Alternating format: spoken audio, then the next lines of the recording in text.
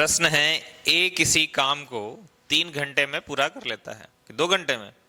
2 घंटे में। ए किसी कार्य को 2 घंटे में पूरा कर लेता है, जबकि बी उसी कार्य के 3 गुने को कितने देर में? 8 घंटे में पूरा कर लेता है, तथा सी उसी कार्य को 8 घंटे में कर लेता है। यदि वे तीनों मिलकर के काम करें तो उस काम को कितने देर में कर लेंगे? हाँ, तुम्हारे जैसे ही आंसर की उम्मीद थी मुझे। सवाल ने कहा ए एक काम को 2 घंटे में कर लेता है, मैंने अच्छी बात है। फिर उसने कहा बी काम 1 है, अब 1 का 3 गुना 3 हो जाएगा, कितने देर में कर लेता है? 8 घंटे में।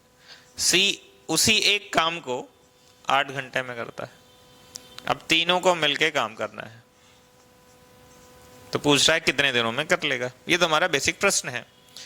अगर हल की बात करते हैं, उत्तर की बात करते हैं, तो देखिए तीनों को हमें एक बराबर फॉर्मेट में लाना होगा।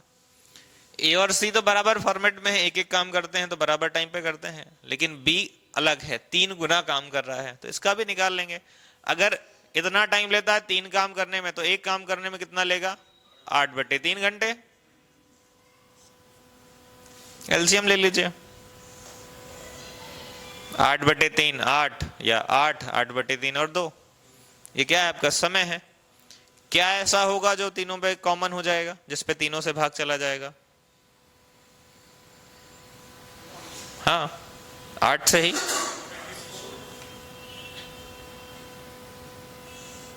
8 से भाग दिया तो एक बार, 8/3 से 8 में भाग दिया तो 3 बार, 2 से भाग दिया तो 4 बार।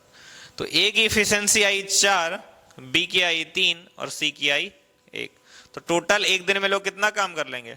8 काम कर लेंगे। और टोटल काम है कितना? 8 ही तो है। तो दिन निकालने के लिए, समय निकालने के लिए क्या करते हैं?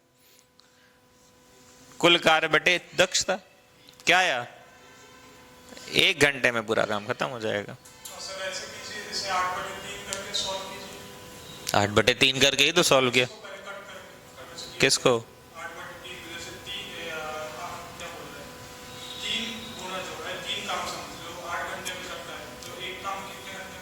8/3 घंटे में।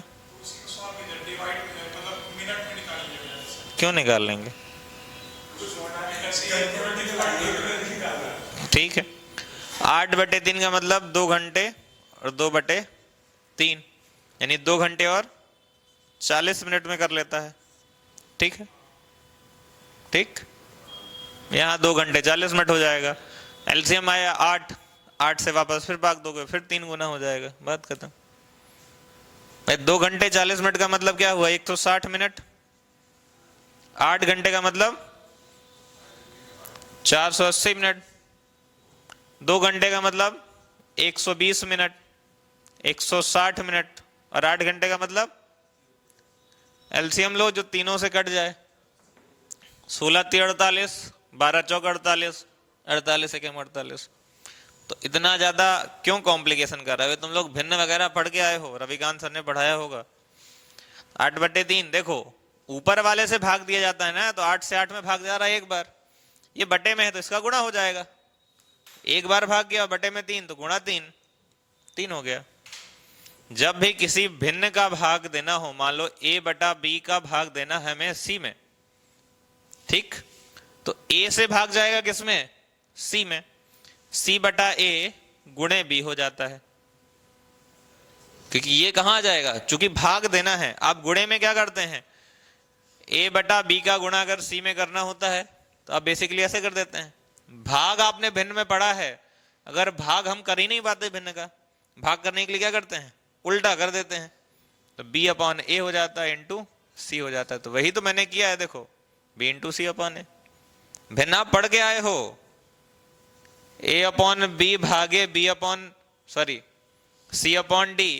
क्या करते हैं उसके लिए? अगले को उल्टा कर देते हैं ना, तो उल्टा कर दिया है। a/b अच्छी बात है, गुणे d/c। ऐसे ही c में गुणा करना था आपको, a/b का गुणा कर लेते आप, डायरेक्ट ac/b लिख देते। यही अगर c में भाग देना है किसका?